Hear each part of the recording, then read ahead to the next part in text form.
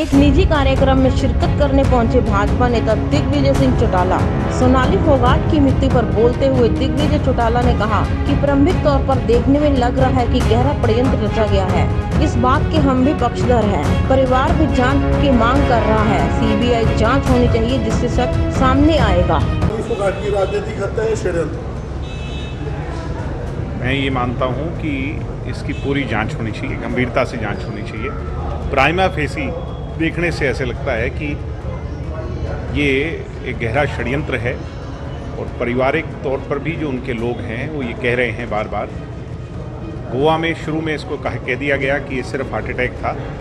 उसके पश्चात इसमें बहुत सारी चीज़ें और निकल करके आई, जिसका मतलब स्पष्ट है कि ये गहरा षड्यंत्र है, मगर इसकी जांच से पता चलेगा कि तो परिवार सीबीआई की जांच मांग रहा है। निश्चित तौर पर हम भी इस बात के पक्षधर हैं कि जो पारिवारिक लोग चाहते हैं उस हिसाब से इसकी जांच होनी चाहिए, चाहे सीबीआई से हो। अगर वो चाहें कि सिटिंग जज से इसकी जांच कराई जाए तो वैसा हो। मेरे हिसाब से अगर सीबीआई की जांच हो तो भी मेरे हिसाब से उससे सच सामने आए। सर, राजस्थान के अंदर जिस तरह जेजेपी पहुंची है और परचम कराया है, बात को लेकर के कि राजस्थान वीरों की भूमि पर, जैसा स्वर्गीय चौधरी देवीलाल जी के ज़माने में वहाँ के लोगों में एक एक्सेप्टेंस थी, जनता दल में थी और अन्य दल जो थे उनके उसमें थी। आज जननायक जनता पार्टी, उनके विचारों की पार्टी को वहाँ के लोगों ने वैसे ही अपने गले लगाया। और आप ये हैरान ही मानेंगे कि पहली बार में जाकर के विश्वविद्यालय में फतेह हासिल करनी, उसके साथ 12 ऐसे कॉलेजेस हैं जिसमें हमारे प्रधान और अन्य पदों पर साथी जीत करके आए हैं। मैं 3 तारीख को फिर से दौरा करूँगा। और राजस्थान के अंदर 2023 में कांग्रेस से लोग परेशान हैं और दूसरा किसी को चुन पाने का अभी तक मन नहीं बना पाया। वैकल्पिक तौर पर किसान और कमेरा जननायक जनता पार्टी की तरफ आस और उम्मीद से देख रहा है। दुष्यंत जी में अच्छा नेता की छवि मानता है। तो ऐसे में वो लोग भी चाहते हैं कि जननायक जनता पार्टी सक्रिय तौर पर, प्रत्यक्ष तौर पर वहाँ चुनाव लड़े और वहाँ के लोगों का समर्थन से करें। 2024 में बताएंगे, अभी तो 2022 है।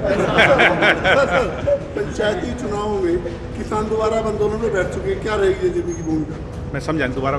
किसान दोबारा मुश्तरका जमीन बचाने के लिए आंदोलन पे किसानों की सारी मांग मानी जानी चाहिए। मैं तो पहले से कहता था, तब भी सरकार ने उस समय जब ये कानून आए और तमाम चीज़ें आई तो शायद मैं उन लोगों में से था जो खुल करके कहता था कि इनकी सारी बात मान लो, माननी पड़ेगी, आज नहीं तो कल माननी पड़ेगी। अभी भी मैं कह रहा हूँ कि किसानों की जो कोई भी बातें हैं माननी चाहिए, उनको सरकार को माननी चाहिए। सरकार किसानों की सोच की है और क्योंकि देश का राजा किसान है, देश के लिए सबसे बड़ा बलिदान किसान का है, कमेरे का है, और किसान की सारी बात माननी ही पड़ेंगी। आज मानोगे नहीं तो कल माननी पड़ेगी। मुश्तरका जमीन की लड़ाई लड़ रहे हैं किसान, जेजेपी में शामिल हो रहे हैं। नहीं, ऐसा कोई वो नहीं है जिसका देखो राजनीतिक तौर पर कई जगह इलाके के हिसाब से भी होता है और हिसाब से भी होता है। तो हमारे साथ पूरे कैथल में भी आपने देखा निरंतर जो है जेजेपी के साथ लोग जुड़ रहे हैं और जिस तादाद में जुड़ रहे हैं, मैं बड़े विश्वास से कह सकता हूँ आने वाले समय में यहाँ सभी सीटों पर बड़ा मजबूत पक्ष हमारा। सर 1 सितंबर से बड़े आंदोलन का आगाज करेंगे किसान, जेजेपी कोई कह रहा हूँ कि किसानों की पहली बात मान लें, 1 सितंबर के आंदोलन की आवश्यकता ना पड़े, जो उनकी बात जायज़ है वो सारी मान लें। और जमीन की लड़ाई लड़ रहे हैं सर, वो उनकी छीनी जा रही है। मैं कह रहा हूँ कि जो जायज़ मांगे हैं वो सारी मान लेनी चाहिए, उस पर चर्चा होनी चाहिए, उनको बुला लेना चाहिए। पहले भी तो बुलाया था, बुलाना पड़ा था। तो सरकार कहीं भी एडमेंट ना हो, उससे नुकसान सरकार का होगा। मैं फिर कह रहा हूँ कि सरकार को किसानों के साथ मिलकर के चलना चाहिए। उनके प्रतिनिधि भी जो हैं, चाहे वो टिकैत साहब हैं, अन्य लोग हैं, अच्छे लोग हैं, उनको साथ लेकर के चलें और उनकी बातें मानें। Bureau report Kaithal.